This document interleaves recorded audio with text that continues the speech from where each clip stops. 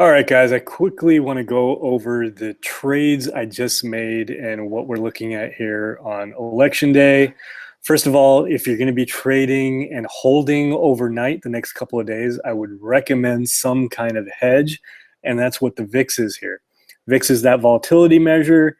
If the market tanks, this thing will spike. So if something unforeseen happens, and who knows what it could be, Trump wins, there's a recount, there's a sell the news event to Hillary, which we're not expecting, but could happen.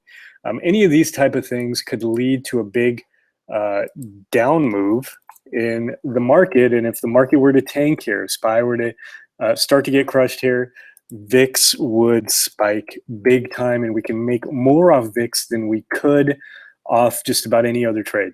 So if that were to happen, if SPY is even down, 2 to 5%, VIX is going to be up 15 to 30, 40%. So the setup doesn't matter here.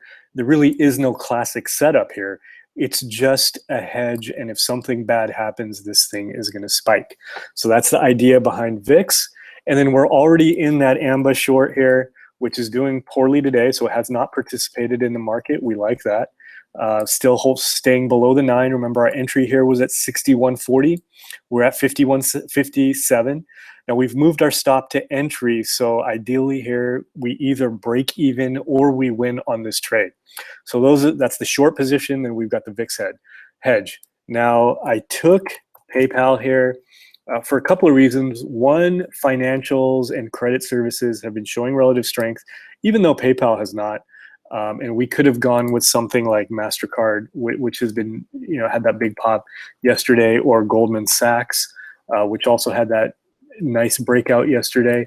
But I'm going to go setup specific and trade the earnings breakout. We basically got the breakout pullback show of strength right at the 9, gives us great risk reward. I'm basically using the lows of the day as our stop level, and we'll go a little below that. So maybe the gap here.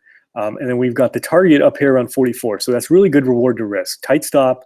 And if it gets just to the top of the range on the earnings breakout, we end up with a really nice win. And if the market tanks in the next couple of days, I wouldn't expect this thing to get crushed like some of the big movers. So we could probably stay within our stop level. So that's nice. And then the one that's a little more volatile is Brazil. Brazil has shown fantastic relative strength. And I get a lot of questions about, what do you mean by relative strength, and what are you scanning for relative strength? And a lot of it is just the eyeball test. So if we look at SPY here, SPY is below the 50-day moving average and way off its highs. Brazil is showing fantastic relative strength here and is nearer to its highs, and made highs here when SPY wasn't. So really, this is the level we're looking at SPY, and we're already above that level here. And then at the same time, we're above the 9 and above the 50, which SPY is not. So this is relative strength. It's basically a trend pullback relative strength play. We got the pivot in here, although we're not using the stop that wide. Basically, if we pull back into here, we'll get stopped out. And then I put 50 plus as the target. So we'll think about it. If we get to 50, maybe we take some off, maybe we take the whole thing off, or we play for a bigger move. And this thing could really run here. Yesterday it was up much higher than the market was. So that's what we're looking at here. That's about it for what I'm planning to do here. And I would imagine the next couple of days here, I'm really not going to do a whole lot. And then hopefully now going in, election will be over, whatever happens, happens. And we go into the end of the year and we get a nice trend, whichever direction. We just want a trend after all this time. So that's what we're looking at here. Now, if you don't feel comfortable, just stay out and don't trade. That's totally fine. Or trade small, which we're doing here. I didn't risk too much on any of these, or use some hedging strategies like we've done here. So we're really balanced here in terms of longs and shorts, and not too much can happen to us in that regard. So I wouldn't just go crazy and take a Brazil position without anything else. But if you want to pair trade, put on a Brazil position and then put on a VIX trade before the close here, and then you're balanced, and hopefully you get some volatility. If one gets stopped out tight, the other one you win big, and even if you're 50%, you should come out ahead with something like that. So that's what we're looking at to do.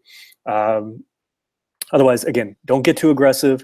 You can take a few shots or just step back and watch what's going to happen.